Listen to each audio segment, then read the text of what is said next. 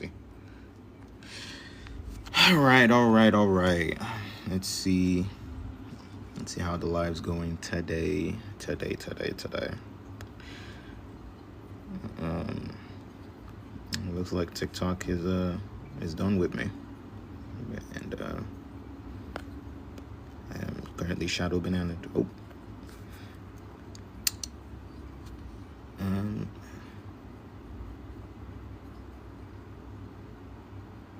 oh.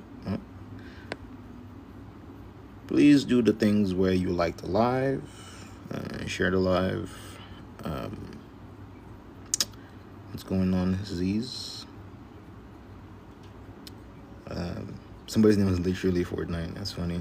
Um, yeah, but please, go ahead and request up. I'm curious. I want to hear what people have to say. Um, if you have an opinion, request.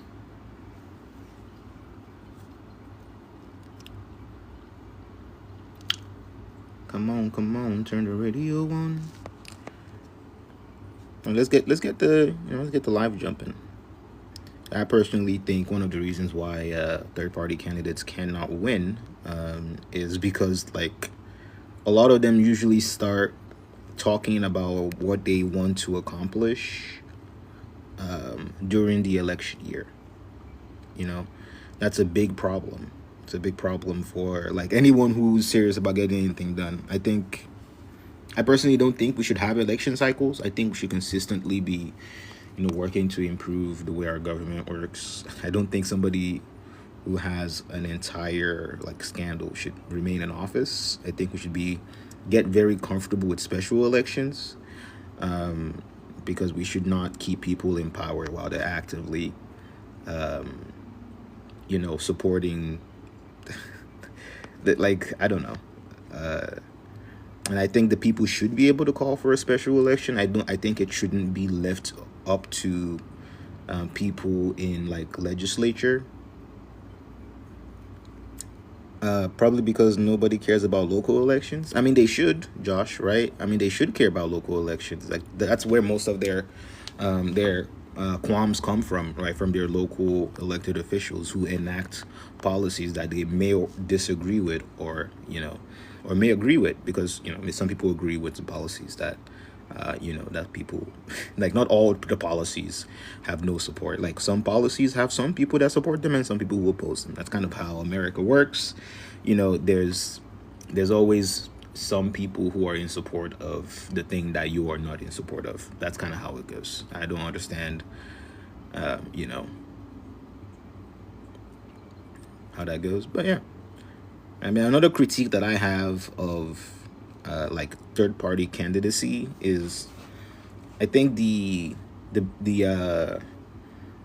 work that they do, como se dice, outside, they got no money. Well, I mean, that's not true. The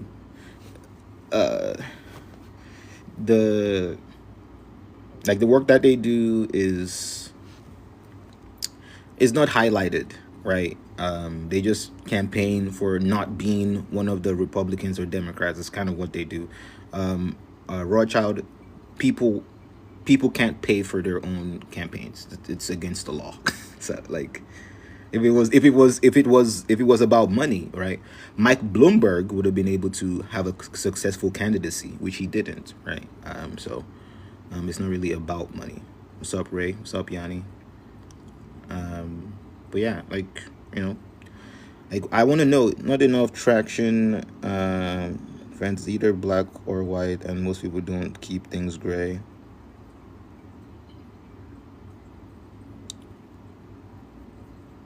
I mean, like, everybody, like, if you think it's money, like, we've had billionaires run for presidency. Who's in the request? Daily Bark. What's going on, Daily Bark? Yo, what's up, man? Good. Can I get your age? Age will be 27. What do you have to say? Um, we're gonna read it. Say, why do you think third-party candidates can't win? I believe it's because of the systems is just for the beginning of time it was just for the Americas, it was just for the whiteys. And I believe they kept that shit still on to this day. Even though a lot of minorities has been fighting for their rights. But the viewpoints of life in here is especially like if you live in the Midwest, there's a lot of white tees compared to you spread out across different areas where there's more minorities, even the edges of the United States as well. I feel like a lot of them want to be in a center of a lot of things, and a lot of minorities trying to fight, and it's going to be a hard fight, and it's going to take them many years. And I believe that a lot of them should never quit, should not quit. But the first party or whatever people are running there, it's going to be more easier for them. Okay, so do you have any suggestions for any third party candidates out there and how to, be better candidates and maybe get some of their agendas across? Thanks for liking the live and sharing the live, y'all. I appreciate it. For And everybody, hold on, Daily Bar. I just all want right, to, go ahead, go ahead. for everybody who was in here earlier and they didn't like the live, what's wrong with you? Like, do you just like just sitting down in front of in front of your TV and hating what you watch? Come on, show some expression. Let me know that you like being here or leave. I would appreciate if you would do one or the other. Thank you. Back to you, Daily Bark. Um, I feel like there should be a lot of people. Like, if you want to stuck at one minority, they just have a group of a community together and just grow. Because in America, it's just a lot of people are very divided. Even our lifestyle belief system is, even to the governing parties as well. It's just pretty much divided, and it sets us not in the right path of how all of us should be living, according to how each everyone else is different in their ways, and should learn to have other people have their words to have spoken to and have the chance to represent their lifestyle, and people can see it. Yeah, I mean, I completely understand what you're saying, and I think one of my opinions is that third party candidates have a difficulty having success in American elections specifically, because I'm from Nigeria and growing up in Nigeria, third party candidates used to win a lot, right? Because the incumbent candidates would do next to nothing, and the next election, an entire different political party would spring up, right? Promising a bunch of stuff. A lot of times they don't do it because we know how politics is very corrupt and people typically run for office, right, to get some access to power. Now, that being said, right, I know for a fact that third party candidacy is actually something that could work if the system is conducive for it. That makes sense? Oh yeah, that totally makes sense. I like how you explain yourself, your background as well. I do have a lot of Nigerian friends, and where I'm at, and they're really prideful of their countries. And man, dude, I really love your guys' cultures as well, and how you guys speak. I don't understand why people put like African people like in here in America. They like say African people are least education. That's the most bullshit thing ever. Because a lot of my Nigerian friends, they're very educated, and big props to you guys, man. Yeah, I mean, listen, the thing about racism, xenophobia, and all of that stuff is like it has a stereotype for everyone, right? So like, I appreciate that you having lived experiences with Nigerian people, but like I would advise you personally to just take people at face value regardless of what their race, ethnicity, gender, sexuality, whatever it is that they identify as. Take them at face value first, right, and then go from there. Like, don't let the stereotypes influence you. Yeah, definitely, dude. I guess that's it for my talk. Yeah, dude, you keep doing what you do, and that's really awesome. Let me try to go and invite a lot of people as well. I just already like it already. No, I appreciate you coming up. Right? I just, like I said, I want to know, like, why? Because a lot of people think third party candidates can't win, and I think a lot of it has to do with like the American electoral system is actually designed to be a two party system.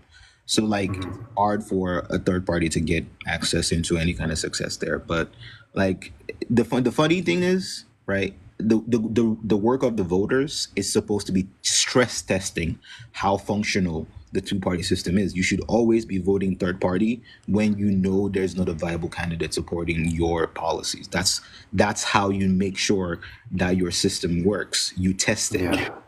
right? But I Right. appreciate you coming up. Feel free to follow, come back anytime. But yeah, Yeah, dude, definitely. Let me follow you. All right, man. You have a good one. thank you. All right. For anyone who'd like to share their opinion with me, I want to hear what you have to say. We just had a dark daily bark come up and share their opinion with us, and it was really good. It was a good talk. You know, I mean, fun fact, right? You can't disagree with this one because it's not a statement that you can disagree with. It's a question. Okay, now you have to tell me what you actually think. You can't just come here and say, I disagree with what you said, because I ain't say shit yet. Right? But please, I wanna, I wanna hear what the people have to say.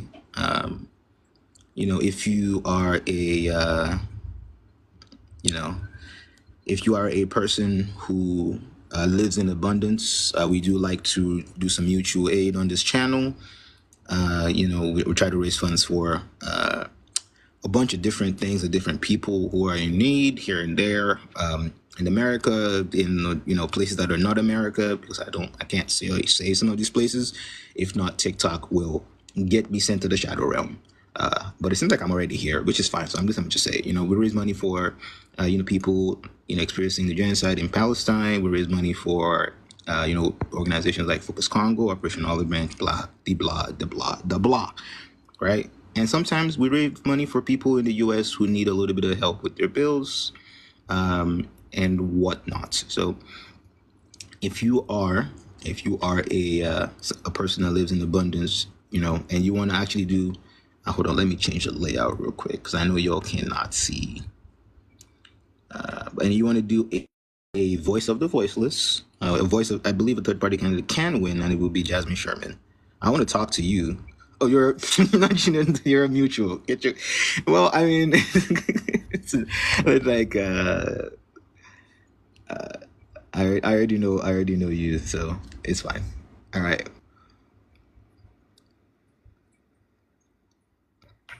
What's going? Hello. I wasn't expecting to go live, but hi.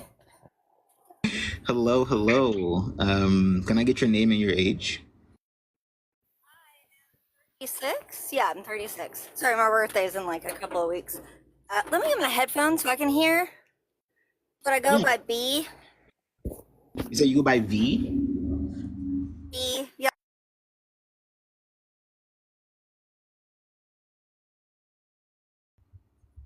Um, V. Your teacup right now, so I'm gonna let you figure out what's going on, and we'll talk. But Hulis or whatever, I can't pronounce that name properly. Is currently telling us, and I'm guessing you and I, because we're the only two people like on the panel, or maybe everybody else in the comments. That it doesn't matter in a democracy. You vote with your heart. It's not like gambling. I am confused, but let me see. Do you have a request in? You don't. So I mean, put a request in. So I'm curious about what that statement actually means. But what's going on, V?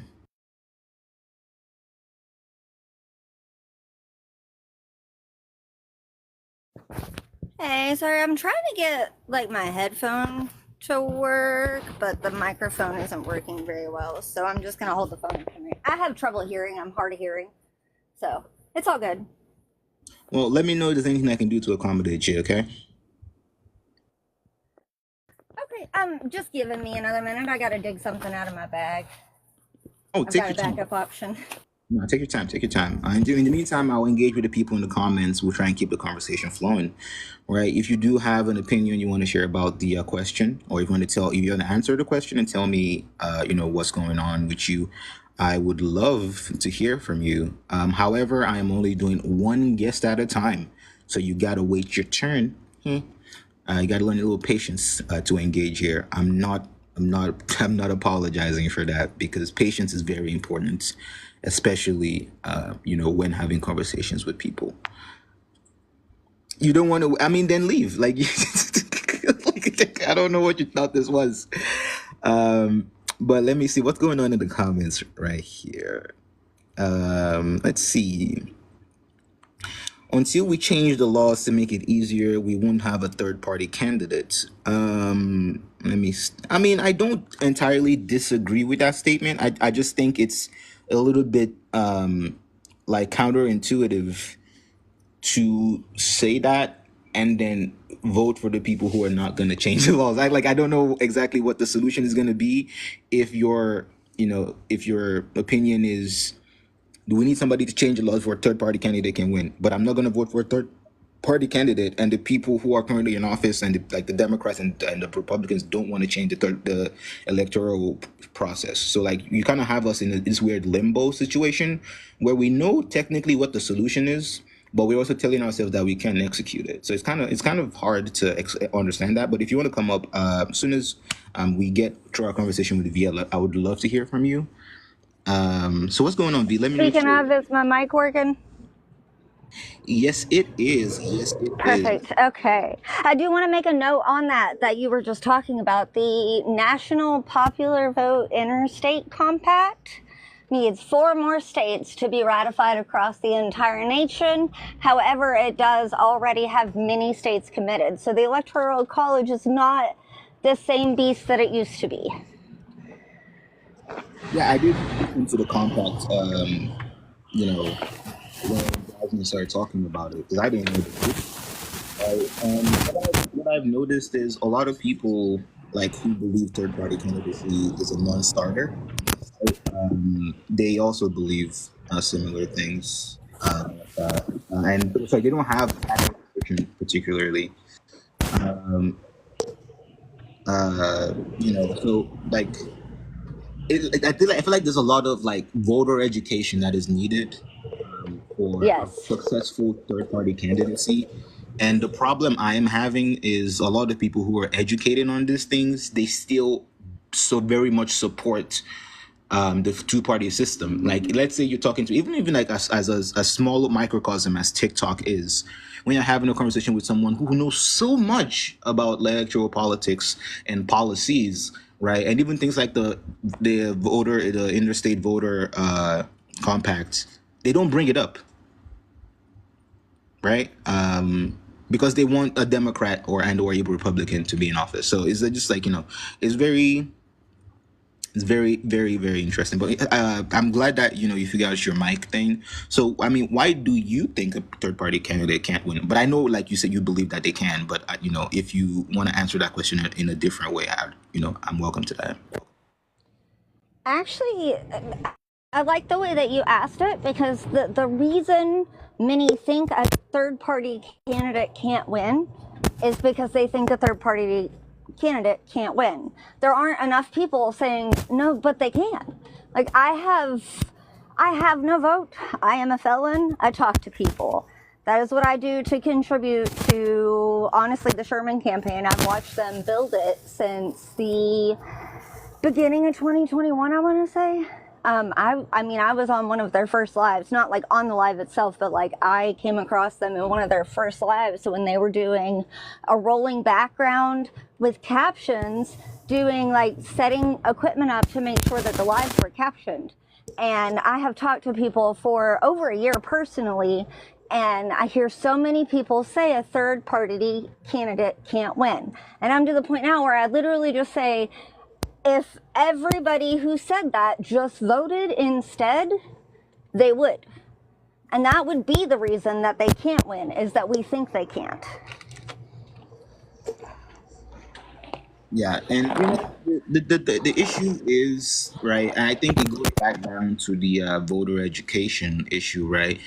Because you have people like considering like RFK Jr. as a serious candidate. Like, I don't understand why. Like, have any of you? Whatever. It's fine. It's fine. Everything's fine. Everything's. He makes me mad because he is a rich white guy that literally got an article for the whole multiple party campaign thing that Jasmine did. Like, Jasmine made history with that. And he gets the news article because he's rich and he's white. Fork you. Sorry. You brought. I despise that he is running because it's asinine.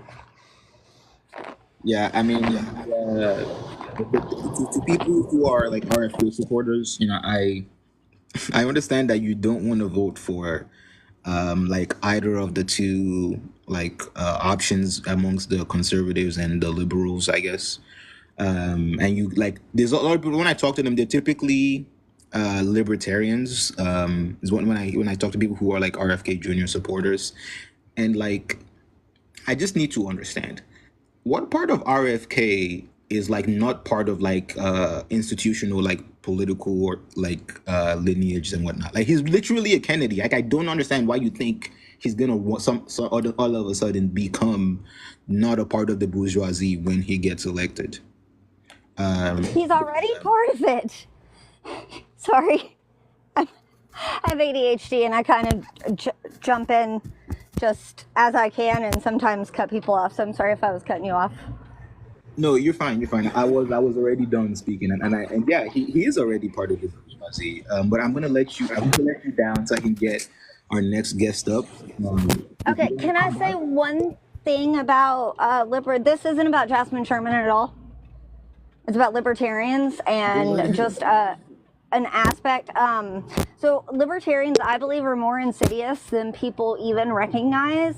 And looking into the Foundation for Economic Education, FEE, and their founding and the different arms that they have had over this entire nation, Opinion Research Corp was owned by one of the owners and is now owned by the United States government and more.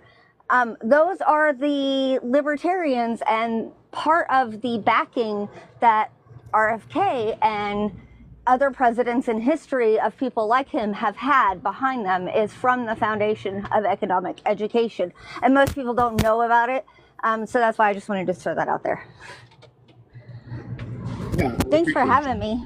Of course, of course. Yeah, everyone, people coming up, you're talking about the platform. I personally, I always recommend to people to look into every single candidate's platform before you even like start talking about them to other people, right? Like, if you start talking to me about your candidate, I'm gonna have a million good questions. Starting with, what's up, Stacy? Starting with, what are their policies? Like, what are they going to do for general society, let alone just me? You know what I mean? I don't want to know, how tall or how handsome or how beautiful or, like where they went to college. I don't care about all that, right? I need to know what their policies are. And that's one of the, the first things I want to do. Yes, Exactly. definitely. Like what? Yep. And that's what the whole platform of policies is for, provided specifically by Jasmine Sherman, is to know exactly what you're voting for. And they will tell you, and I will tell you, and Stacey will tell you, and a lot of people will tell you that you need to know what you're voting for instead of what you're afraid of, because you're voting for what you want. If you vote out of fear, we're always going to be going backwards. If you vote out of fighting for what you want, we could get this. Yeah, and those are true statements, right? People, if you're here and you can hear me, if you're in the hallway or whatever, please understand that if you keep voting to not have your rights taken away as opposed to voting for your rights, which I have a lot to say about rights, getting your rights guaranteed and secured through voting. That's kind of, it's not a lot of things that you can, you can say about that, because I'm gonna be honest with the whole world. Voting does not get your rights guaranteed. Liberation action does. Now, is voting a form of liberative action? Yes. Those two things are not the same. One of them is a version of the other. Remember that. But V, I appreciate you coming up. I'm gonna try and get another guest in here. I can keep this rotating. You have a good day. Self care. Do the things. Thank you. Appreciate you.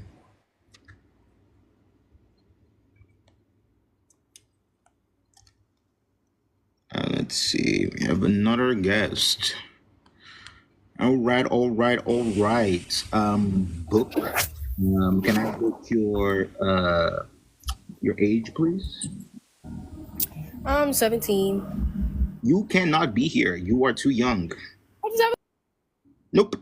Uh, TikTok community guidelines. You have to be at least 18 years of age to be a panelist, right? I didn't make up the rules. I just enforced them. So you just have to understand that's the one rule we're not going to break here. No minors. Thank you. Now let's see. We have a new panelist. What's going on, Garrett? Jarrett? Hi, how you doing, man? I'm doing all right. Jarrett, is that the right pronunciation? Garrett. Garrett, my bad, my bad. Oh, good. How old are you, sir? 23. All right, awesome, awesome. Why do you think third-party candidates can't win? I think it's because both of the dominant two parties are actively suppressing them. There's a reason why they're not allowed to be on the debate stage. I believe they should be on the debate stage. I want to hear what they have to say. If whether or not you agree with them, I mean, I would at least want to hear them. Yeah, I mean, I agree. You know, the level of barriers that exist for people who do not already exist within or belong to. I mean, Stacey, if you want to come up, because I know you have a lot to say about people having access to the debate stage, because you work very closely with Jasmine, and they have had to fight tooth and nail to get even the access that they did get at the time. But yeah, like when you talk about like people who don't belong to the red, blue, whatever nonsense we have. Like they don't get the same opportunity, and that's a big issue we have in America as a country. We have a lot of things that have a money barrier.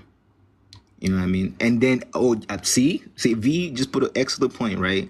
And then they that was definitely just nepotism, but we'll talk about that later. But okay, so like, do you think there is a chance for third party candidates? I think all you really have to do is come in second. If you come in second behind whoever wins, it will scare the other two enough to be like, okay, we actually kind of have to. They'll either overplay their hand and suppress you even more, which they'll risk getting noticed by the general public of doing that, which is a risk, or they will say, okay, we can't ignore the third parties anymore. We need to bring them on the debate stage. I don't know if I'm wrong in that. I could be wrong, but that's what I would like to see happen. You mean like second in the overall election? Yes. So one of you just has to beat the second guy. Or woman now, I guess. No, you're fine. I understand what you mean. So yeah, I mean, I understand that. My only like issue with that particular strategy is like some people are worried about right now, right? So like telling people to like try maybe just being the first loser, does definitely have has some merit to like I don't particularly know, because we know like even when we've had like someone win the popular vote, right? And the electoral college gave the election to somebody else, which has happened more than once in American history, by the way. They didn't change the electoral college. You know what I mean? So like it doesn't give me, I don't have a lot of faith in that particular thing changing the way people think about the electoral college. But I mean, I understand that the way that that's a strategy that you could potentially try and implement. Yeah. It is one way. I am open to more ways of getting the third party to be noticed, because right now I'd say like the general feeling, or at least how I feel pitted against. I feel like they're telling me that all these other Americans are bad. I think they are the bad ones that are telling us that we're bad. The general population agrees on a lot of things, but they're not telling us that. I mean, we could do a quick test, right? Because I host different conversations in these spaces every now. Okay, do you think everybody should have access to food? Yes.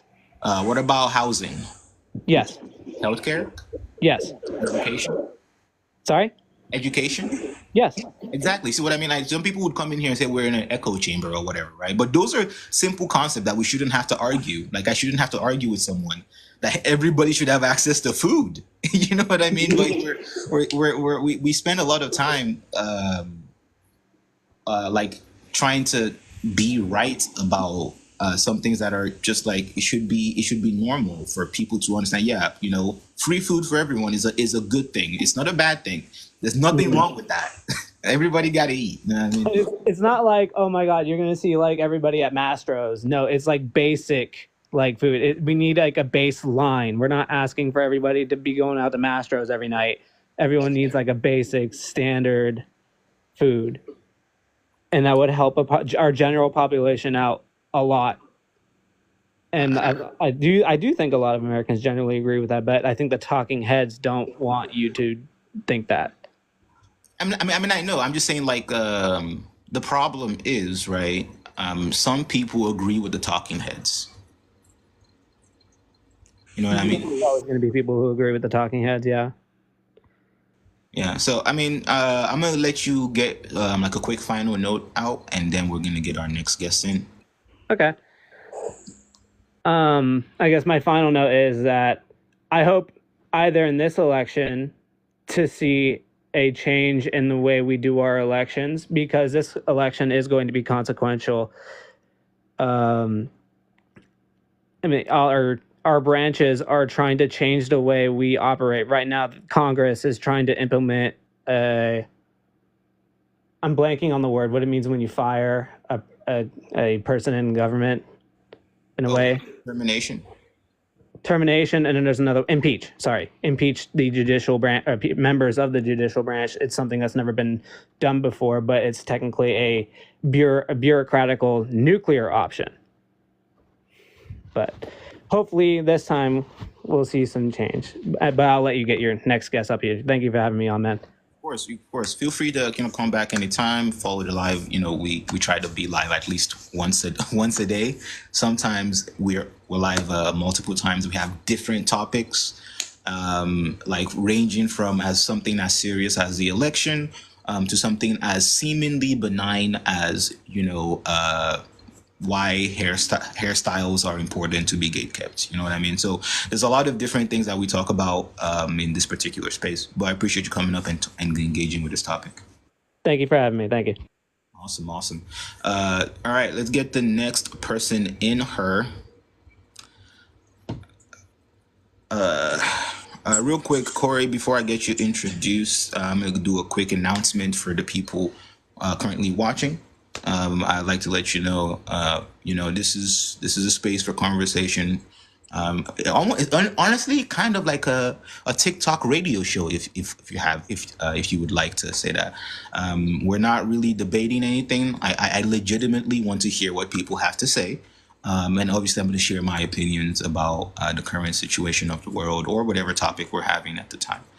So with that being said, please continue liking the live, share with your friends. We do have a little gimmick for our little show here. It's called Voice of the Voiceless. If you are somebody who lives in abundance and have a little extra, you can send a couple $1 dues to that Cash App right there, and I'll read your message out in a funny way to entertain the people.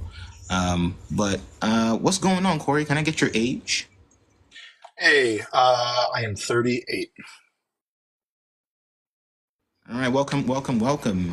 What do you think, or why do you think third party candidates can't win? Yeah, well, thank you for having me up to TikTok radio, as you call it. So I have been my entire career. I've worked in the financial markets. I've been an economist. I keep close tabs on Washington. So my opinion, why a third party candidate can't win, specifically at the POTUS level, is it's very very hard if Congress is nearly all Dems or Republicans, and they have endorsements. And they've got campaign money.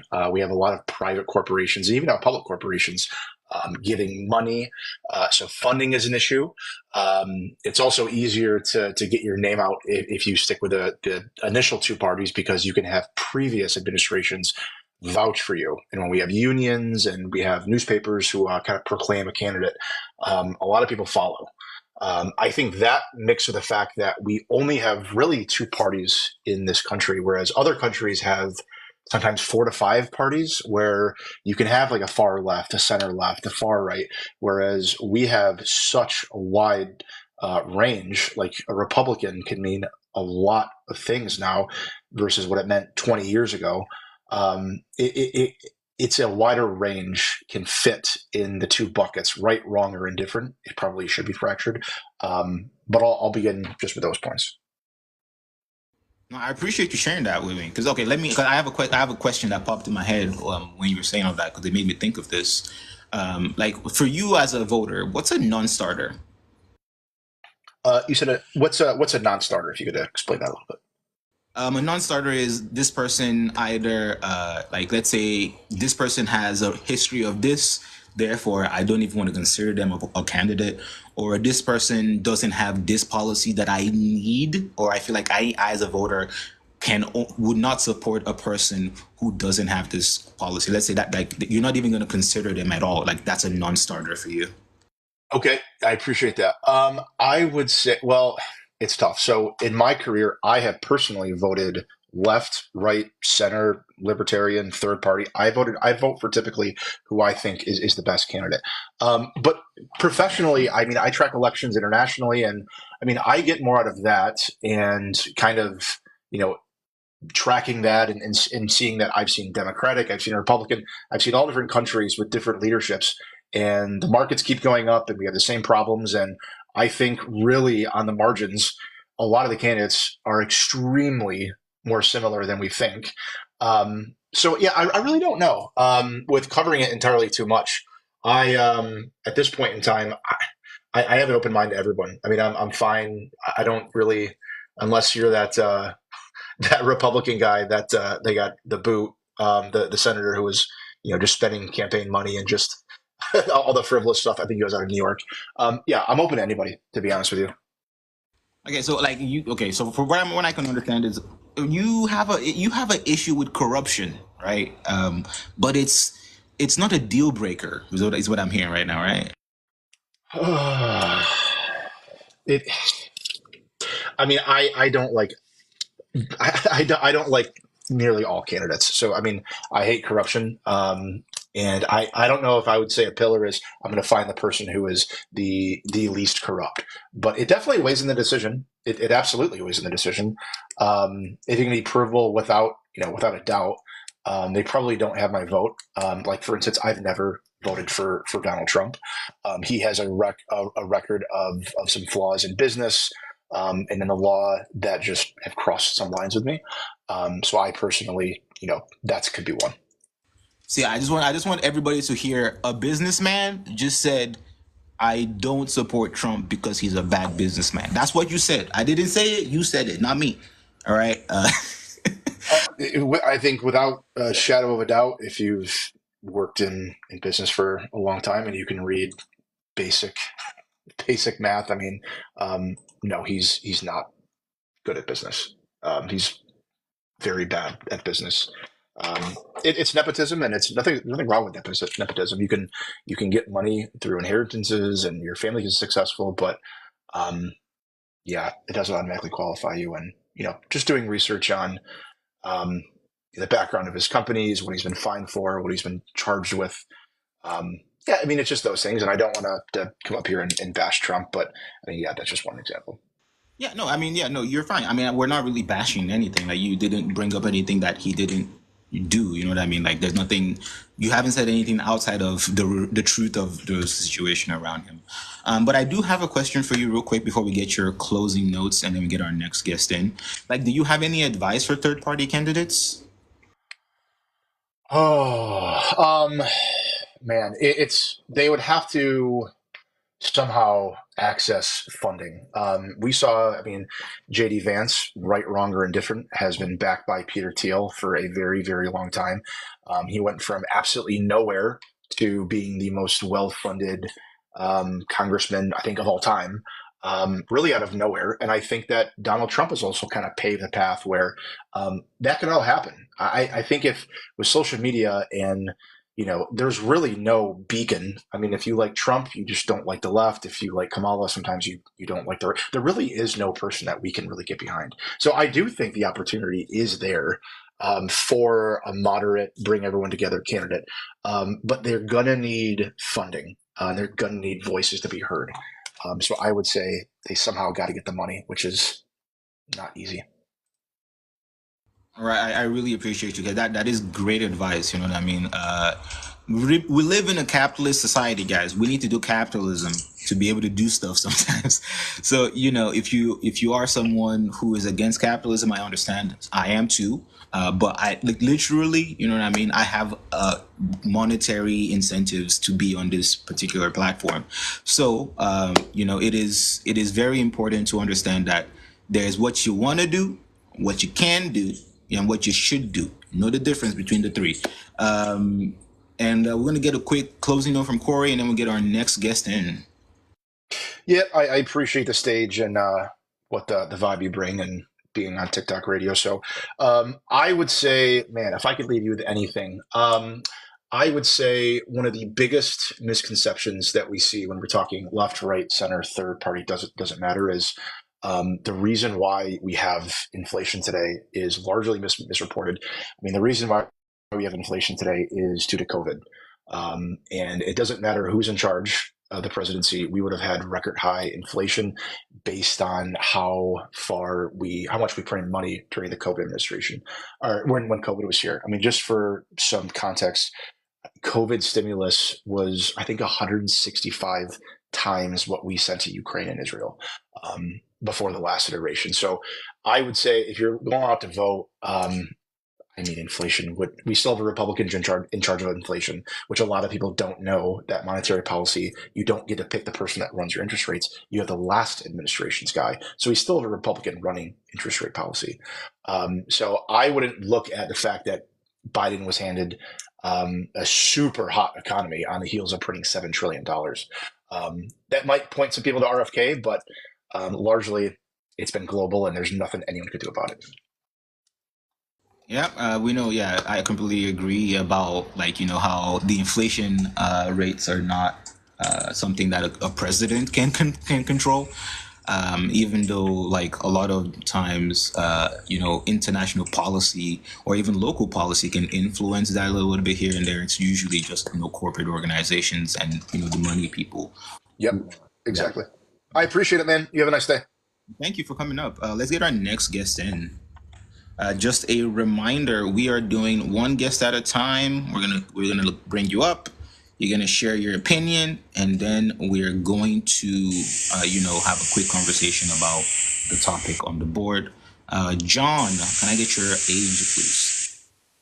I'm 49. I'm white, and he, him. John, with the full intro, you love to see it. John, why do you think third-party candidates can't win? Here's the thing. I mean, they historically really haven't, but when I look back at 2016, I heard a whole lot of people going, I don't like Trump, I don't like Hillary. I don't like Trump, I don't like Hillary. And a third-party candidate couldn't even get 5% of the vote then. So I just don't see how we could get it now. Like now you have, I don't know. I'm, I just don't think it could happen. Because I know if you get under that, if you do get 5% of the vote as a third party, then in the next election, like the government allows for millions more dollars to be spent on third party candidates. There's more perks to it, not perks, but more ability to have to be visible to the whole country, and like there's advantages to it. And we can't even get 5% of the vote. So I wish it could. And then on top of it, I just believe that, unfortunately, sadly, this is still like a white supremacist country with all the things that are still going on from, I believe we're still in Jim Crow with, police brutality and an unjust justice system and, redlining and gentrification, all these terrible things still going on. And I just don't, sadly, I would want more than anything. I would love Jasmine Sherman to win. I think that they are, I've read their policies. They're amazing. But in this country, we are so far right. It's sad. Yeah, I mean that's yeah, man. You just said all the things, man. Like the what you call it, the Overton window. Is broken in America. It just doesn't work. I don't understand.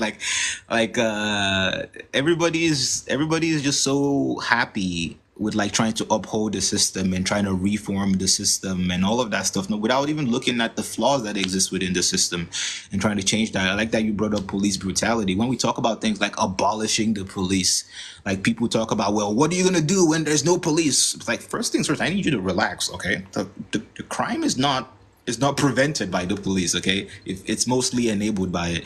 And that we should always be looking at alternative law enforcement situations that is not militarized. Nobody's saying get rid of law enforcement. No, we said get rid of the police. Very specific. What did you have to say? I saw you come up with it. Well, I mean, we can't even get rid of the thin blue line. We had George Floyd, another instance of, an unaliving of an unarmed Black American, and we did nothing. And I mean, it's both parties because of all the, hooting and hollering by the Democrats, they did nothing. Policies should have been put in place. We had, there was rioting. There was police brutality in Watts in the 60s. There was rioting. Nothing was done. We had Rodney King in the 90s. There was rioting. Nothing was done. So, and then now George Floyd. It's like, when are we going to actually do something? And, we just uphold this system that is just disgusting. So, I don't believe in either party. I think they're both horrible. I mean, as far as I'm concerned, it's conservatives that are, uphold more white supremacy than any party. But then conservatives do. Well, I mean, So I'll offer just a little bit of pushback on that, just because conservatives might be trying to progress the fascism, but liberals are trying to maintain it. You know what I mean? I want to say a quick hello to a couple of my mods that popped in here. What's up, Poppy? Hey, Unfriendly. I see all of the wonderful people in the comments. I appreciate you. If you do want to join the conversation, we are only doing one guest at a time, right? So I understand, the como se dice, the need to join the conversation, but I promise you, we will get to talk about it, right? I just want to make sure that I can actually engage with whoever is here and not have to think about 3 million points at the same time, right? John, I have a question for you, and I think I'm going to ask everybody going forward these questions just so I can get a consistent understanding of people's perspective. What's a non-starter for you? what's a what? I'm sorry. What is a non-starter? Non-starter. What do you mean by that? I'm sorry. I'm not. I'm sorry. I just woke up. I'm not sure what you mean by that. Okay, let's say I'll give you like an analogy, right? Let's say you are trying to get into a relationship with someone. Let's say you're, not already in a relationship. 'Cause I don't know what your relationship status is. Um, can we just make sure that we block anyone who's being misogynistic towards Kamala Harris? As much as I don't support that woman, we're not going to do that here. Thank you. Um, okay, so what we talk about non-starters is like something that you particularly like. You need that thing to be part of the deal for you to even consider it. Well, I don't know. As far as voting, me personally voting for a third party candidate. Well, no, no, no. I mean, just like in general, right? Let's say, for me personally, obviously, G side is a non-starter, right? Like, you know what I mean? Like, I feel like there's a Okay, lot of things that well, are non-starters, like not having. for me, like voting Republican, voting conservative, it's it's white supremacy. I will never vote for a Republican or a conservative candidate because the way I see it, their social conservatism always corrupts the rest of their conservatism. So, just, until we, dismantle racism and white supremacy, I can't never align with conservatives. Okay, so like conservatism is like a non-starter for you. Yeah. Okay, I appreciate that. All right. So please give me your final notes, and then we'll try and get another guest up here. Yeah, I would, like I said, I've read some Jasmine Sherman's policies. I think they're amazing. I think they would be great for this country. I don't know if that could happen. I wish it could. I want it more than anything, but I don't know. I mean, I in okay in 2016 I voted Jill Stein just because Jill Stein was pro Black Lives Matter. I didn't want to vote for the same old with Clinton and Trump. I wasn't doing that. So I gotta look up who Claudia is, Ash. I'm not sure who that is, but That would be Claudia de la Cruz. I believe they're Claudia and Corina, actually, I think, are running together. And they announced their presidency around, I think, November last year. Right, real big in the heat of the people spreading awareness about the Palestinian, liberation, and that we all talk okay. today as one of the biggest talking points on like social media or even like in politics as a whole. I mean, something that is very, very interesting that like we bring this thing up like 75, almost 80 years, after the event has almost traumatized an entire population of people, right, for the sake of politics. I mean, I just want to, I'm just saying that for people who do that. But yes, Claudia and Karina are socialists, and you can go check out their platform. I've checked it out too. I don't hate it, but I have my reservations, as I do with all politicians. Yeah, I'll have to go check out their platforms. But yeah, never. I would never vote for Trump, and with Kamala, it's the fact that she's a Democrat. Like neither party is good for this country. Neither party is going to get to for the way I see it to try to get closer to resolving the biggest problem this country's had since and before day one, which is racism and white supremacy. So yeah, I don't like either party. So Real quick, before I get the next guest in, I have a quick question for you. So, since you are somebody who supports third-party candidates, what is advice that you have for all the third-party candidates out there as a whole? I don't do what you can to get the most exposure. be everywhere. Like, I mean, they say that Hillary Clinton lost because she didn't go to the Midwest. Well, if you're a third party candidate, I mean, you have to work 100 times harder than any Democrat or Republican to get noticed and to get, to be able to get up to that level where people know you. So I just work tirelessly to get exposure and let people know who you are and what you're about. All right. So Yeah, that's great advice. Continue to bring awareness. What's up, Cisco? Continue to bring awareness to all it is, that you're doing on your campaign trail and all of that stuff. That's definitely important. We do want to acknowledge when we say that there is active suppression that happens to people who don't align with the perpetuation of a two-party system or speak out directly against American politics, especially on social media, and which is one of the mediums that these people would have to use, because conventional media platforms are, we know how they operate.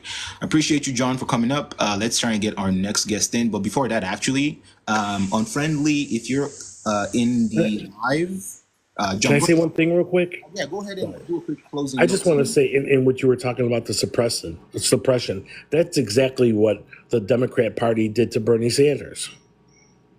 I think he should have got the nomination, but they gave it to Hillary. And they manipulated things to take Bernie out of the process. So definitely, both parties are no good. But thank you for having me up, host. No, you're more than welcome. I think I saw you followed, so I appreciate the follow. I appreciate you engaging and being on the panel. It's cool Thank talking. you. Have a good day. But Unfriendly, if you're here, I always struggle with the pronunciation of is it Kamala? Can you just type it out for me so I can remember the proper pronunciation? I don't want to be part of the people who are willfully ignorant. Kamala, thank you, Cisco, because I know Cheyenne didn't mean to call you government name. Unfriendly knows the proper way to pronounce it, and she's more than happy to correct everyone who pronounces it wrong. But yeah, so back to the topic. I want to emphasize for people who are watching, right? I'm not going to tell you who to vote for. I am not going to tell you who to vote for. That's not what we're doing here, right? We're talking about the merits or the demerits of the current electoral system, right?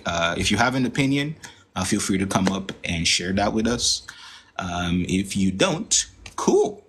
You know what I mean? If you're hanging out in the comments, hi, how you doing? Hope you've had some water today. Hope you've had some food. It is Monday, right? And it's the start of the week for a lot of people. A lot of people's week started yesterday. Some people's weeks don't start until later in the week, right? But it is the start of the week for a lot of people. And one thing that we should try to do is we should always try to start in peace. You know what I mean? Have a little peace in your life. Try and build a little bit of community. Tell somebody that they're doing their best, because a lot of us are, right? So before we keep going, do you believe third party candidates can win? I mean, I don't believe anybody should be running for any office, to be honest with you. But do I believe they can win? Depends on the circumstances around it. In our current electoral system, it is almost impossible. Almost. Right? There is a possibility, but it requires people to actively participate in the election. Right? And I don't mean in a form of yelling at people about whose candidate is the bigger fascist. I feel like that's counterproductive, right? I think if we want to actually have a discussion about electoral politics, we should talk about the policies, even to some extent, the policies that the people have implemented in the past. That does provide a little bit of context to whatever policies the person is currently pushing, but it does put third party candidates in a disadvantage because a lot of them are not institutional politicians, which means, or they're not career politicians, which means they haven't had the same access to have political, what's the word I'm looking for? Experience, for lack of a better word, right? Someone said that, that the reason why they think third party candidates can't win is because third party candidates are, they have no experience in governing, which makes them feel like that person shouldn't even bother, right? But then in the same breath, they complained about politicians who've had, years and years and years of opportunity to effect some kind of change and done nothing. So like, I don't understand like why some people think third party candidates can't win. Hence why I have the topic here.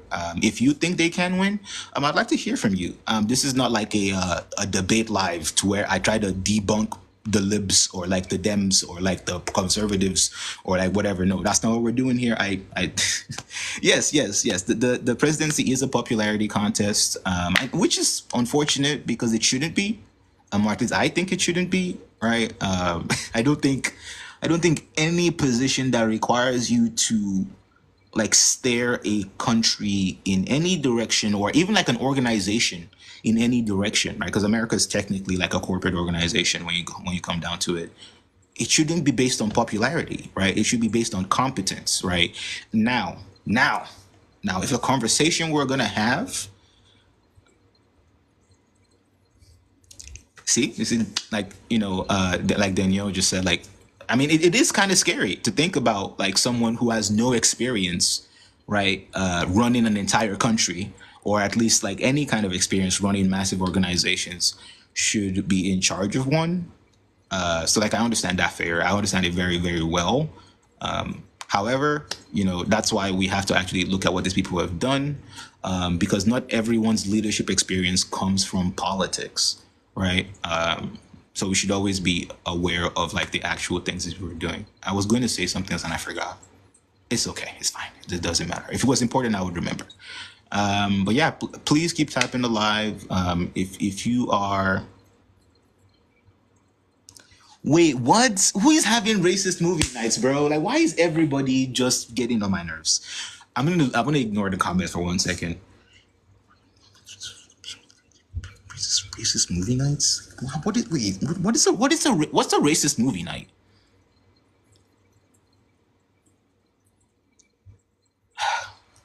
Okay, well, Jesus.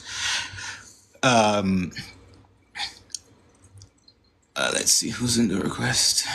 Oh, John, you come to defend yourself. Please don't do it. I promise you, it's not gonna go well. All right. I would, what I would recommend that you do, right? I would recommend that you, like, you go check out some of the movies that you might have been like having movie nights about, and like see if they are racist. You know what I mean? Because that's probably what happened. You probably just picked movies that you probably didn't perceive that way because you don't have like the experience of like a black person to be able to identify those things. And like, listen, if someone calls you out, like, you've never had a movie, I mean, then, I don't know what's going on. But like, we're not, what I mean? Like, if y'all want to talk about it, you can sort it out in like DMs or something. But like, I mean, if someone says you're having racist movie nights, I mean, I don't know what to tell you. You know what I mean? Just check the movies you're watching and what you're using your platform for. I'm sorry, I just don't want to have like conflict that didn't start here to be resolved here. You know what I mean? I mean, I would love to resolve it for you, but I'm protecting my peace this week because I have a really big week this week. So I don't want to have reasons to be frustrated by social media. I'm already a frustrated person on a daily basis.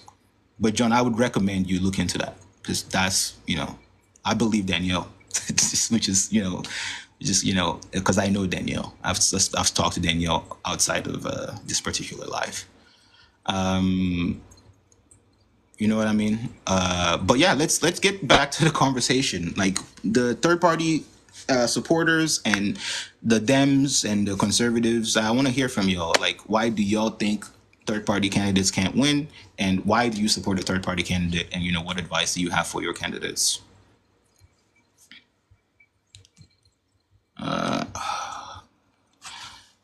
All right, we have a new panelist. What's up? Austin, is that your name? Yep. How old are you? I'm 19, What year were you born? 2005. Okay. Are you a Republican or a Democrat or? Uh, I'm not. I won't call myself a Republican. I'm not a Democrat, but I wouldn't necessarily call myself a Republican. Okay. Do you? Okay. Why do you think third-party candidates can't win? Well, because I think there's a lot of reasons.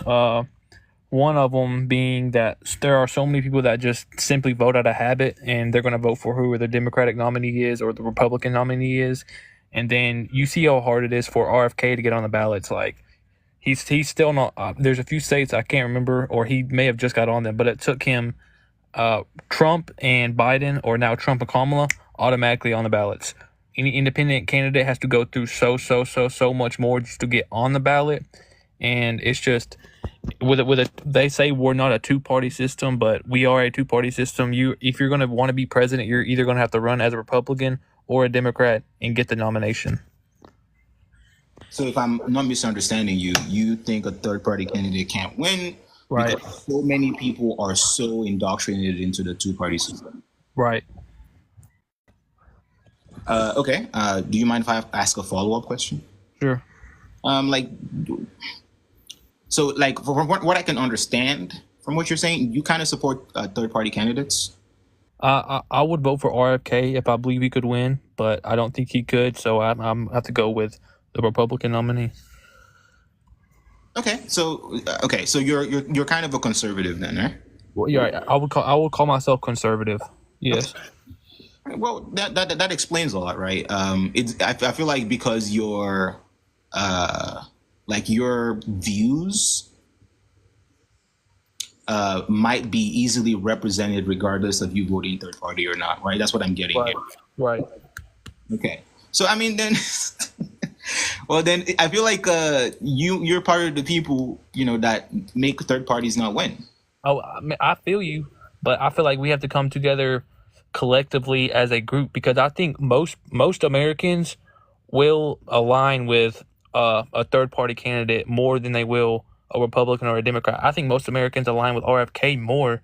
It's just because I feel like RFK is the guy. Not even just, I don't want to even get into politics, but a third party candidate I believe is more so for the people, and that's why they don't win, because the system doesn't want them to win. Well, When you have a third party candidate doing great and leading, the RNC views and RNC attendance, all that going to be down. Same thing, DNC views, DNC attendance, DNC anything is going to be down. The two major things that fund the elections are going to be skyrocketed to the ground, while the third party, a bunch of independents who it's not necessarily a group, it is just one campaign, is getting all this funding. I just believe it just can't work. okay. Well, I think the requests are picking up, so I'm trying to keep the conversation short. I apologize. If you do want to do continue the conversation, please put a request back in. I'll bring you back up. All right, bet. We keep talking. But I'm gonna let you give your closing notes, and I'll bring up our next guest. All right, my closing notes are regardless of what you are registered as, remember to vote on how you feel and how the candidate, how you believe the candidate will benefit the United States. And as of right now, I think you only got two people, RFK or Trump. But let's try to make the independents, let's try to make the Americans win this time. You want to speak to Austin? I'm not really doing like a cross conversation just now. I'm just trying to talk to individual people, so I can get an understanding of why they believe the things that they believe. Are you third? Would you say you're an independent guy? Last I checked, I pay my own bills. I'm kidding. That was a joke, y'all. That was a joke. Well, I believe that the two-party system is flawed because it just upholds the oppressive system that is the American government, right? So I personally don't really support politics the way it currently exists. But if I was to choose who I would support, it would definitely not be a Republican or a Democrat or a conservative or a liberal. It would definitely be somebody further on the left than any of these people. I feel that. Further on the left? Yeah, I'm not a right wing person. I don't believe in conserving ideals that are oppressive. Does that make sense? I feel that. Austin, I appreciate you. Feel free to put your request back in. Get a new guest in here. I do understand like a lot of people want to speak to each other when they hear their opinions. But you can talk to me about what somebody else said. I'm happy to listen to that at least. You know what I mean? But like, I don't want people to like come and find an op here because we're doing kind of like a radio show. It's like the first one I ever did, so I'm trying to keep it. Cute. You know what I mean? It's what I like call my TikTok radio show, savvy. But we do have a new guest. Let's say your name is Polyam Praxis. Yes, sir. All respect. I'll give my name, my age, and my pronouns. My Polyam Praxis, he, him, or he, they, and I am white. I'm on the left. I self-identify as a communist. Not sure which theorist yet. I'm still reading a lot more, still deciding. But yeah, I was listening to Austin. He was making the argument like against voting third party. I'd say to that, the energy that folks, let's just call them neoliberals, either liberal, conservative, they're all together, put towards arguing against third party, that we could actually have a third party in. And the divisiveness between voting Democrat, voting Republican, y'all, if you're listening, they're the same. They're paid by the same folk. You know, you get an illusion of choice. At the end of the day, you're like, well, what about my rights? Okay. How many cop cities have been built under this administration? If you're defending Harris, cool. She supported all that. She is a cop. She does not have your interest. She literally shook hands with Netanyahu and said, I will support your genocide all the way through. Well, let's try TikTok friendly language, please. Oh, sorry, G-side. My bad. Yeah. The G side will be supported until it's completely finished. So, arguing about personal rights, people lose their rights based on what the state is willing to give you and willing to take away. Like here on the actual left, like we are doing direct action, getting involved in our communities, regardless of what the state is doing. That's not a mystery. That's the only way we can prepare for the inevitable collapse that capitalism sets upon itself. You can only create so much artificial scarcity and oppression until people begin to revolt. That's as we've historically seen in the global South. Wait, hold on. I gotta do a quick thing. Yeah. Someone say capitalism? Capitalism. Yeah, no, it's just a thing that I like to do here on this channel. When someone says capitalism or someone says something that is related to or is like a feature of capitalism, I just kindly go, did someone just say capitalism? Because that's one of my favorite things to talk about. But I promise you, we don't have enough minutes in the world for me to talk about capitalism. So we're going to stay away from that topic for now. But like, do you believe that third-party candidates can win? Yes or no? 100%. And for anybody listening, the people, the parties that are on 48 ballots, enough to win the 270 minimum electoral, are both Green Party and the People's Party for Socialism and Liberation. Those candidates being Jill Stein, Dr. Jill Stein for the Green Party, and Claudia De La Cruz for the PSL. Okay. Well, I'm going to ask you the same thing I've asked the last few people who's come up here, apart from Austin, because I already know, like when I speak to conservatives, unfortunately, I just feel like I'm talking to like the same person sometimes. You know what I mean?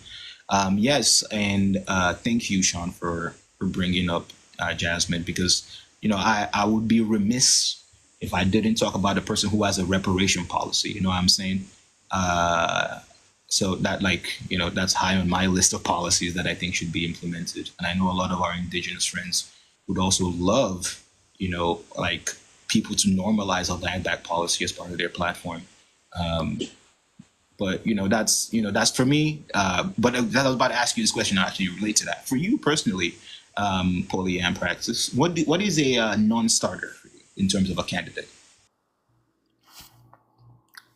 A non-starter would be any policies that continue to promote colonialism. Because for me, my praxis begins at anti-colonialism. Okay. Well, I mean, that's listen, that's the best answer I've gotten all day. Well, but I mean, I did see the symbol in your name, so I figure you would probably have a more, nuanced take than most people. All right. So just before I get, let me see if I have anybody in the request. I don't. So I'm gonna give you a couple extra seconds here before we do your closing notes. What advice do you have for like third-party candidates?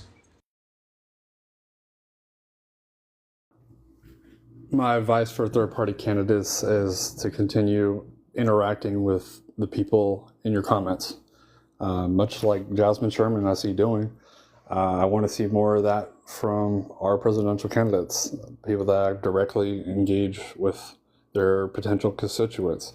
That on the issue and on issues that matter, you can tag them. They share posts. They make themselves as relevant as possible to promoting us into the socialist direction.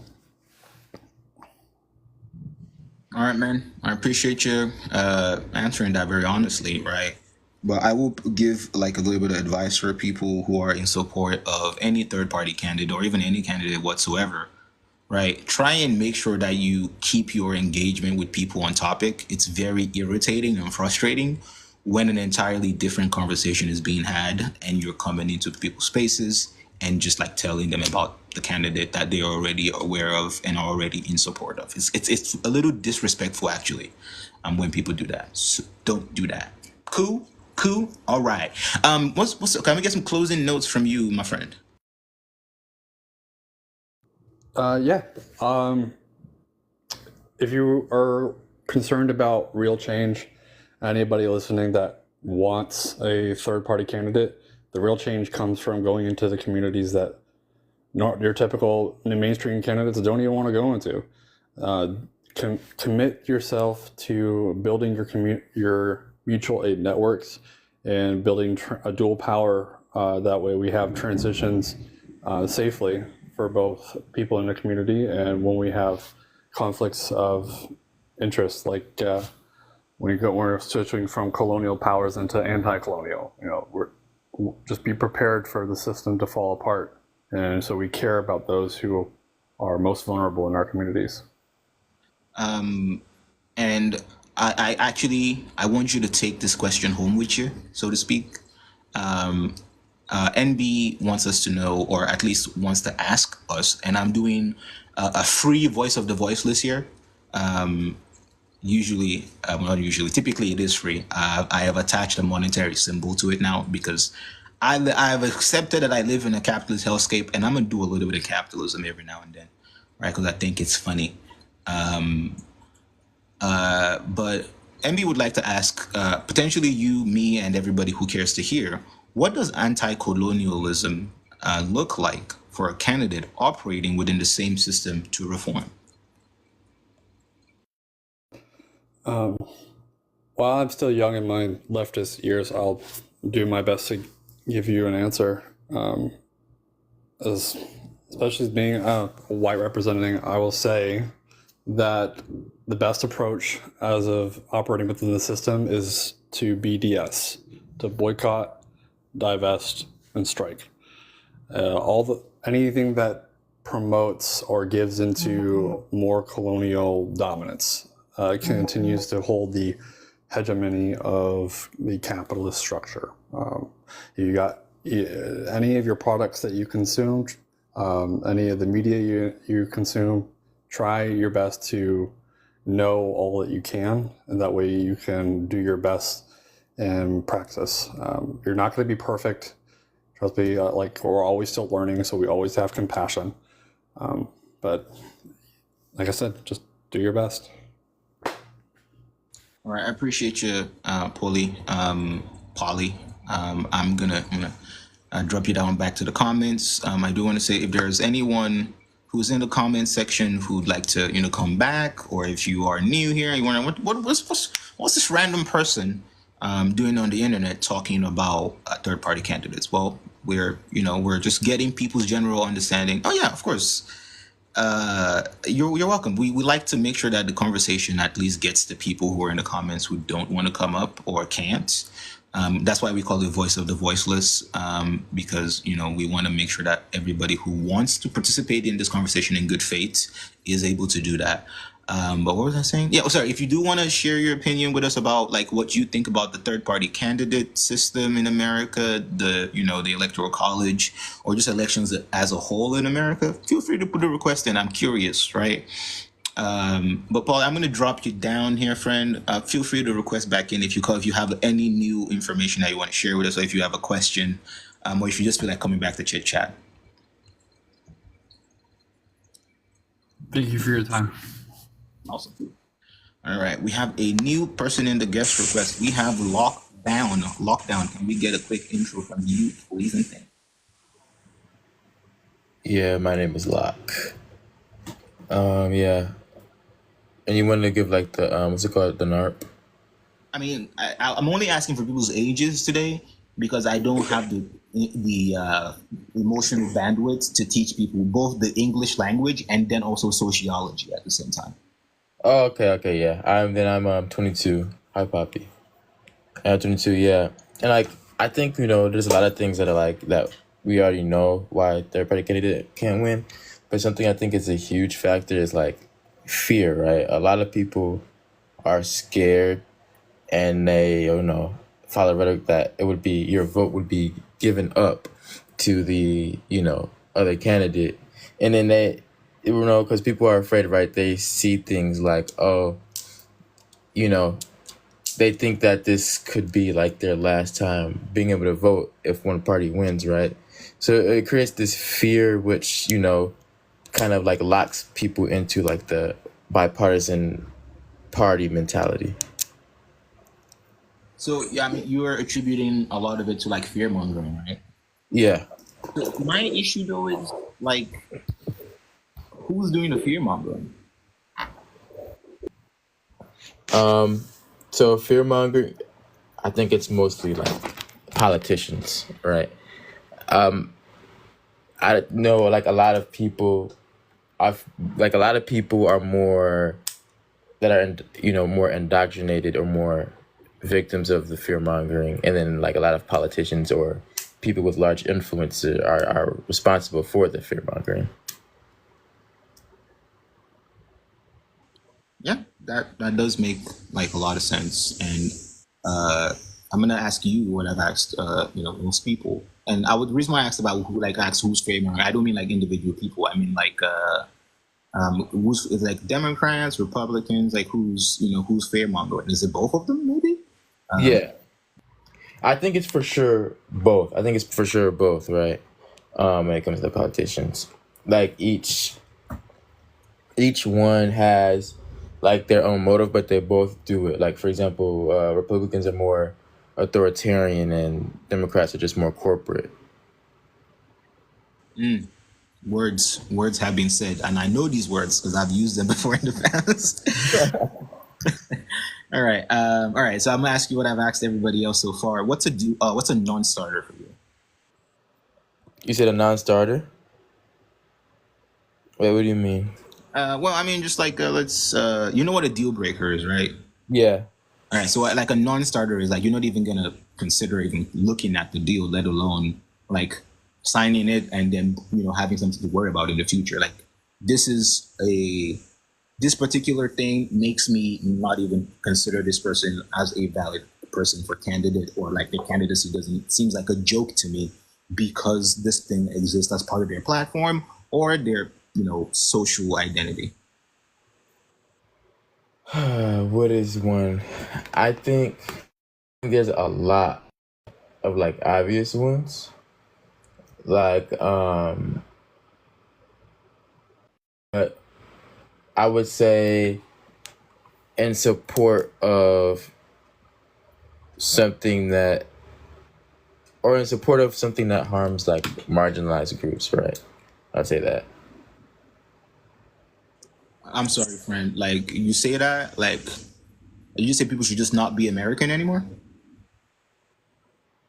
You said people should not be American? I don't know what to tell you. Like I don't know if you've been here. I mean, obviously I know you have, but like I don't know if you've like looked around lately. America's not really the good guys. Yeah, for sure. So Okay. it's like that's why the system where it only gives us like these two options and everyone in these two options are doing like exactly that thing. It's like that is part of the problem. That's why the bipartisan problem is an issue.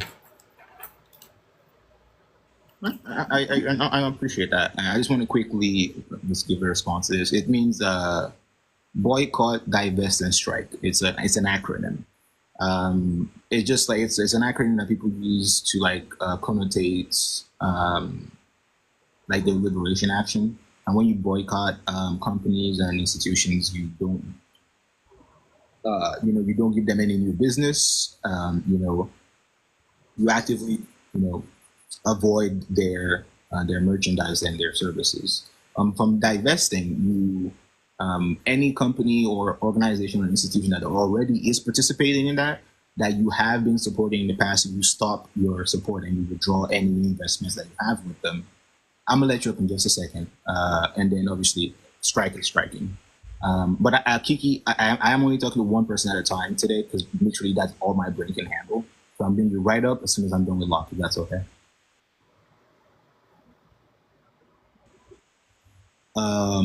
But Locke, okay, so I can try and get Kiki in here. What's your advice for third party candidates? The candidates?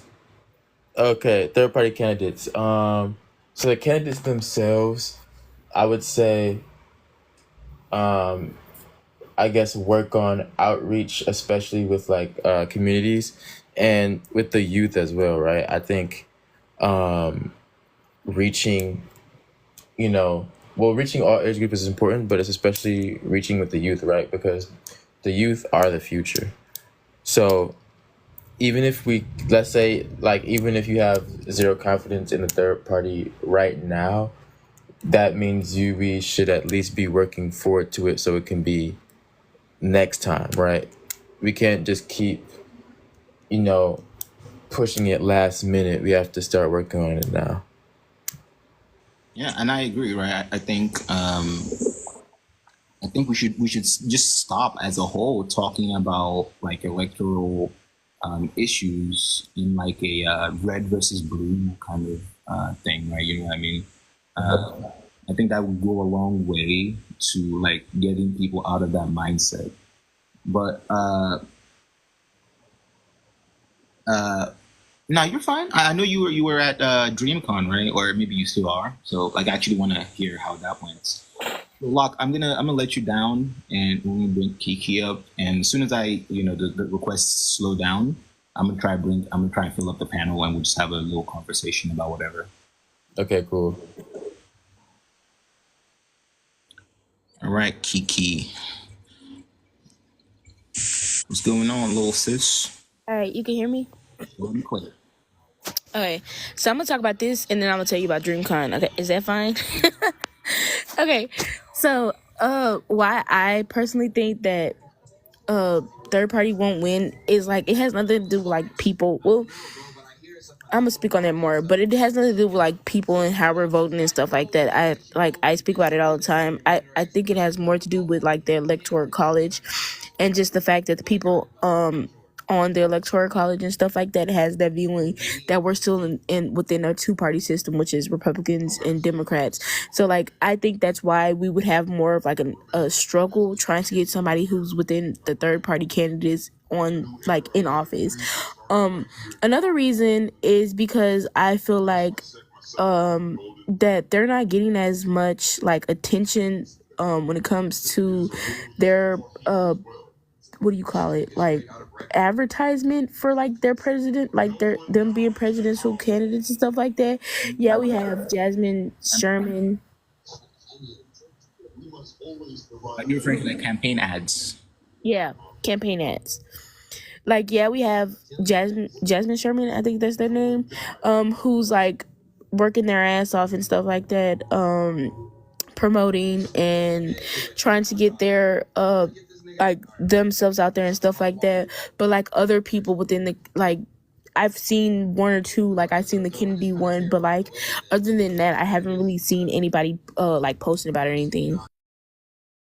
Yeah, I mean, I've also tried to bring a little bit of awareness to Jasmine's platform. Like when, whenever I'm like talking about policies, a lot of them are like just stuff I read on their platform because it just makes sense. Like when I read those things, it just makes me feel like I don't need to think about it too hard because somebody already did, right? I hate that we don't have enough engagement, even if people are in support of like Jill Stein or Claudia De La Cruz or Cornel West or I hate to have to say this, or RFK Jr., right? I think we should stop engaging with personalities for a moment and actually look at the policies that people are trying to implement, right? Because the truth of the matter is, como se dice, like these people's like their personalities, like the way they look, or none of that matters if they're just going to go be another person that's going to uphold the institution, right? So I'm gonna ask you what I ask everybody, and then I want to hear about DreamCon because I know you love hanging out with your favorite entertainers. What's your non-starter? If I need to explain what a non-starter is, let me know. Yeah, you might have to explain that a little bit.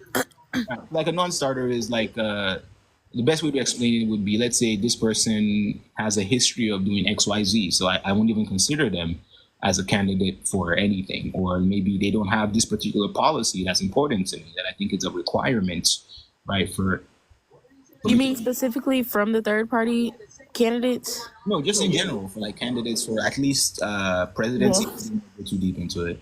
well, of course I'm gonna say Trump, and the reason why, and I'm actually gonna talk. While I was on vacation this weekend, I actually seen on the news that something that he had said, and I was like, why would you tell people that? Basically, where he was basically saying that, oh, y'all get out there and vote. This is gonna be like basically trying to say that that was gonna be the last time that people were voting or something like that, and they wouldn't have to vote um any longer if they vote for Trump or whatever. And I was just like, that's kind of like weird to just sit there and promote. And then something else that he said that basically like kind of showed that he is believing in doing like the Project 2025 type of thing, even though that he's trying to say that that's not what he's promoting, like some of the ideals that they're saying that Project 2025 are holding and stuff like that. I was like, nah, I wasn't voting for him anyway, but like that's like a no-go, like for sure now. um and it's just like, dude, and then not even just that, but of course he's a criminal, and I feel like if we're gonna at least allow a criminal to be elected to be president, that if we're gonna bend laws like that or whatever, or allow that at least we should have people who have some type of criminal record to at least be able to vote, because I feel like that's unfair. Like, you're allowing a criminal to be able to run for president, but they can't vote for president. That doesn't make any sense to me. Yeah, we actually had someone who was previously incarcerated come join the panel to talk about, their thoughts on the topic, and they said, that it feels really, really hard for them that all they can do is advocate for someone else. They were advocating for Jasmine Sherman, and I think it's actually really, really, really, really disrespectful that an incarceration takes away your ability to participate in like America as a part of the election, the voting class. But I mean, we know why that is like that. You know what I mean? Of of course, and I feel like, and that's like, and I'm a shy away a little bit from the conversation, but it's still part of it. I feel like because of that reason and stuff like that, that like the whole purpose, or them trying to say that the whole purpose of jail is to like basically like fix, like help people fix their crimes and stuff like that, and then put them back into society so they can be working class people. But I feel like with the idea of people not being able to vote and stuff like that, and other things being stripped away from them, that's not necessarily what jail is doing. You're basically just like punishing, like it's a punishment still, but like you're basically like just taking away rights and stuff like that. Like you're basically saying that they're less than other people, and they're like, when it comes to like other rights within the American system. Yeah, you're 100% right. Right. Like I don't think like the prison system is designed for rehabilitation. Right. That's when I say things like are like that it's a lifelong. It is a lifelong punishment. Yes, yes, it is. Yes, it is. It is entirely set up to like disenfranchise people. What I was gonna say, like the prison industrial complex, is one thing that I think every single person who is interested in like abolition should also be talking about. Right? You know, talk about the police, you know, the educational system, the electoral college, this, that, and everything else.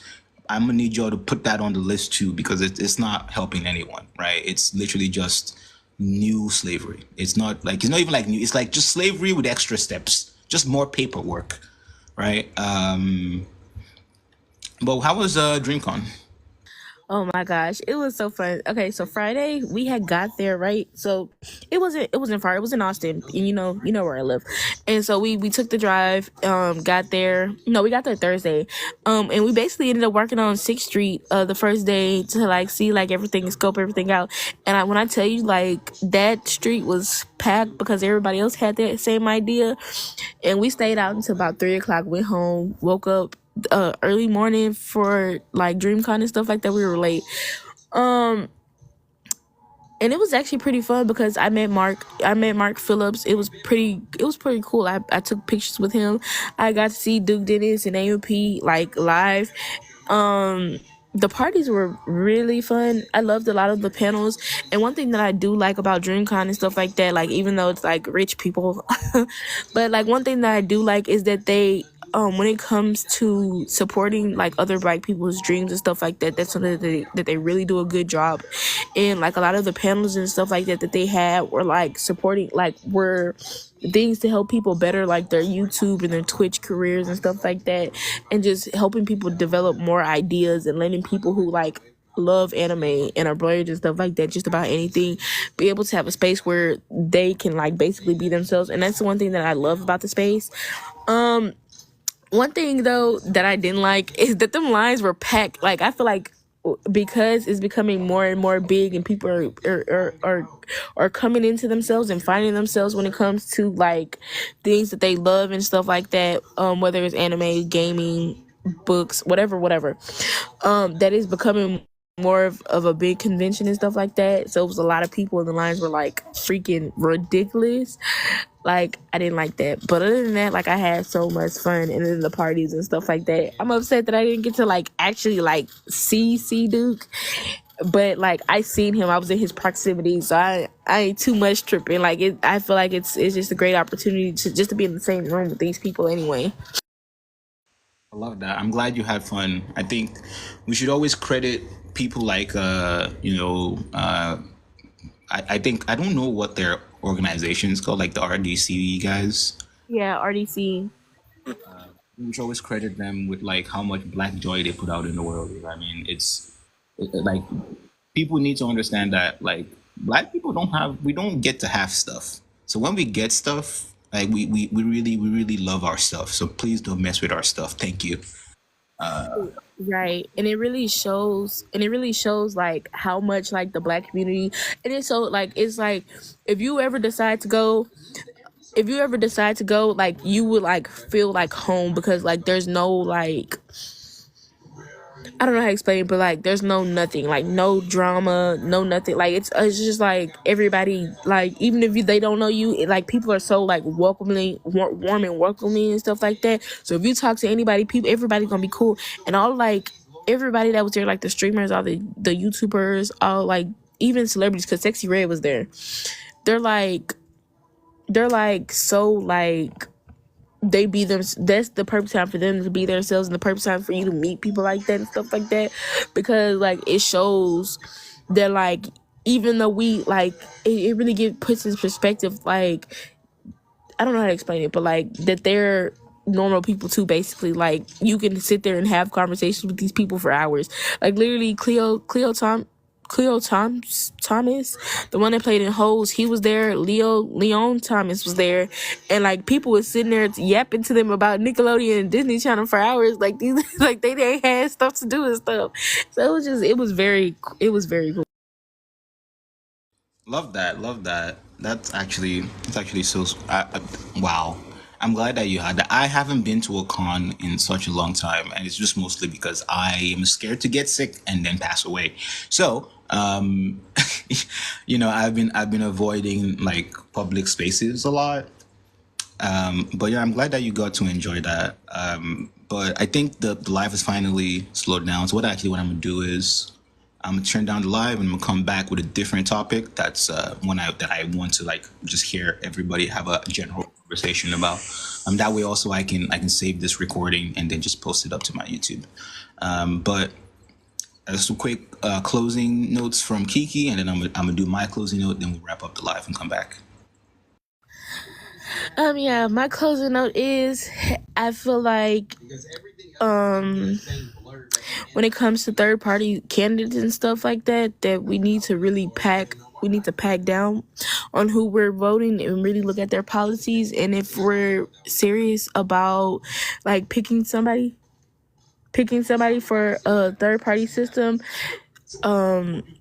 we need to support them and make sure that they are able to have like more like commercials, more advertisement when it comes to their campaigning and stuff like that, so that we can put them out there more. Yeah, I think the next live that I'll have, maybe tomorrow or the day after, I'm gonna ask people if they think we need a third party convention, right? So we can just pick a person and just run with it. You know what I mean?